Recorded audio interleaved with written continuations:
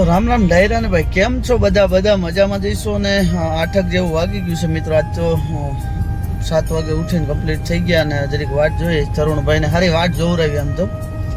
અને આમ તો 2-3 દિવસ ત્યાં વ્લોગ પણ મેળવાની થોડીક પ્રચારમાં હતા મિત્રો, ચૂંટણીના કામમાં પડ્યા છે એટલે મોડું થઈ જતું મિત્રો, એટલે વ્લોગ બનાવવાનો મેળ ના આવતો. એટલે આજે સ્પેશિયલ વ્લોગ બનાવવા અને થોડુંક જુનાગઢ કામ પણ છે મિત્રો, એટલે એના માટે જુનાગઢ નીકળ્યા છે અત્યારમાં.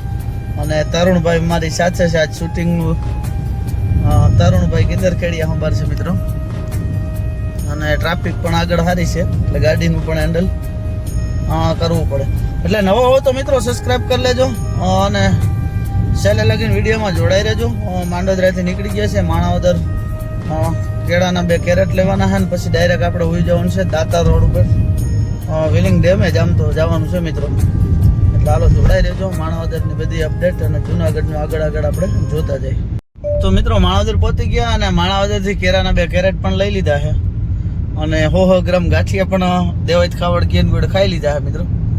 હવે સીધા જુનાગઢ જ જોયા જાય ને કે ખોટી નહીં થઈ, કારણ કે 9 તો મિત્રો આયા થઈ ગયા એટલે 10 જેવું થઈ જાય એટલે તડકો થાય એટલે બહુ મજા નહીં આવે. અને વાંદરા પણ આડાવરા ટૂંકમાં હોયા જાય, સવારમાં જ હોય અને કાંટ આડા પર હોય એટલે વહેલા હેર અમે ક્યાંય ખોટી થાય આવી ના વંથલી અને ડાયરેક્ટ જુનાગઢ. તો વિડીયોમાં જોડાઈ રહેજો, આગળ અપડેટ દેતો રહે મિત્રો. તો મિત્રો જુનાગઢમાં એન્ટર થઈ ગયા છે આપણે મધુરમ બાયપાસથી થોડોક જ સેટા છે. મધુરમ બાયપાસથી થોડાક જ સેટા રહ્યા છે. અને ટૂંકમાં આમ તો અહીંથી જુનાગઢ તો વાડલા ફાટકની આગળથી જ આવી જાય મિત્રો, કારણ કે અમે સાપુરના ઓલું ફૂલ લગીને બધી વસવાટ થઈ ગયું, હોસ્પિટલ હમણાંની આવી ગઈ કેન્સર.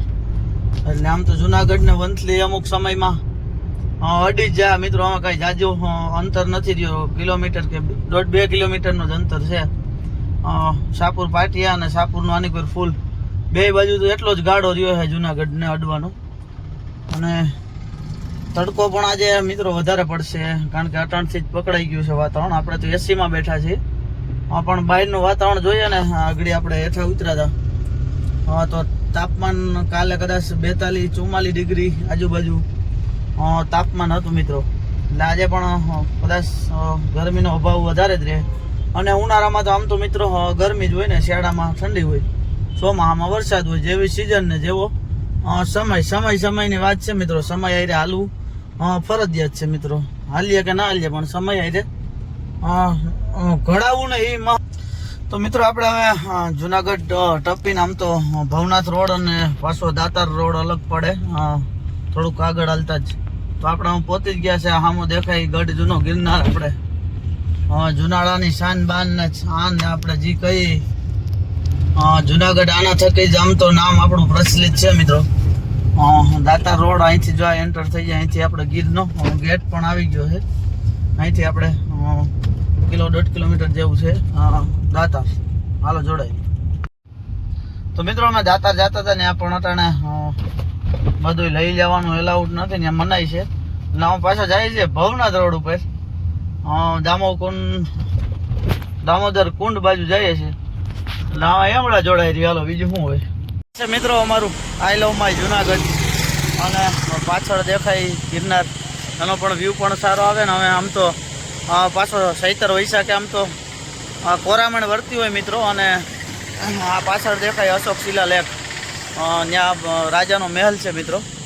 અને હાલો મોટાભાઈ પાછળ પણ બધે વ્યૂ પણ જોરું આવે. અને મેં આગળ પણ કીધું અશોક શિલા લેક મિત્રોને આ પથ્થર વધતો જાય છે. અત્યારે તો 1-2 રૂમ આખા પેક થઈ ગયા છે. પથ્થર દર વર્ષે કંઈક થોડો વધતો જાય છે. તો એ પણ આપણે ક્યારેક ટાઈમ હશે તો એ પણ તમને વ્લોગમાં લઈ અને દેખાડશું. અશોક શિલા લેખનું આખું ઇતિહાસ પણ તમને કહે મિત્રો. તો અમે આગળ હાલ્યા જઈએ દામોકુંડ બાજુ.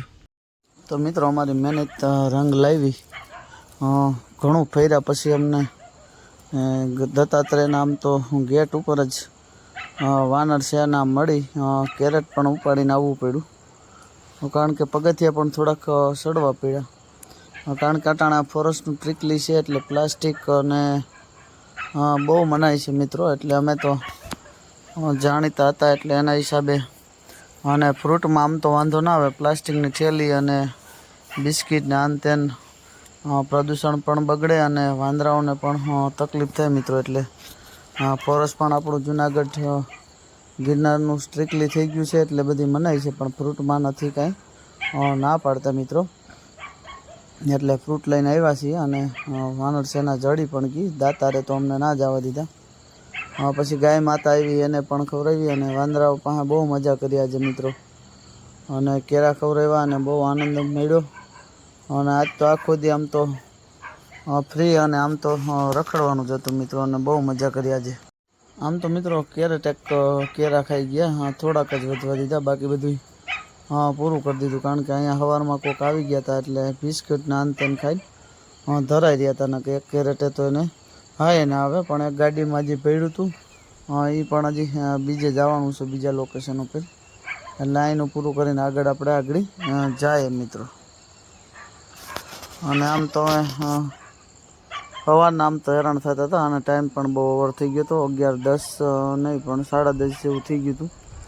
એટલે વાનર સેના આમ તો ધરાણી હોય અને ઉપર સવારે ગિરનાર ચડવા ગયા હોય એ લોકો પણ એના સારું ખાવાનું આન તે અને લઈ આવતા હોય. એટલે બહુ મજા આવે અને બહુ આનંદ કર્યો આમ તો મિત્રો. ઘણા દિવસથી આપણે એની પહેલાં એકવાર ગયા હતા દાતાર વિલિંગ ડેમે, પણ ત્યાં પણ આપણે જવા ના દીધા. એટલે આ ફેર આપણે જો બાંધીને ધરાઈ રહ્યા વાંદરાઓ પણ મિત્રો. બહુ મજા આવી અને આનંદ પણ બહુ કર્યો. એટલે તમે છેલ્લે લગીને વિડીયો જોજો.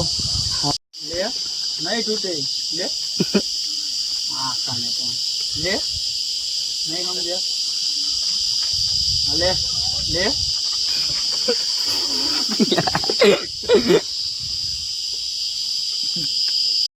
મિત્રો. અહીંયા આપણે ગુરુ દત્તાત્રેય જે ગેટ કહેવાય ત્યાં લડી ગયા વાંદરા અને કેળા પણ જાજા ખવડાવ્યા. એકાદી બે લૂમ જ વૈધા છે મિત્રો. અને 1 કેરેટ ભર્યું છે દામોદર કુંડ આજુબાજુ. ત્યાં પણ આપણે દેવું, કારણ કે આવવામાં આપણે મોડું થઈ ગયું એટલે બિસ્કિટ ને આન તેન ખાઈને ધરાઈ રહ્યા હોય. તો અમે 1.5 કેરેટ છે એ પણ આગળ થઈ રહે મિત્રો.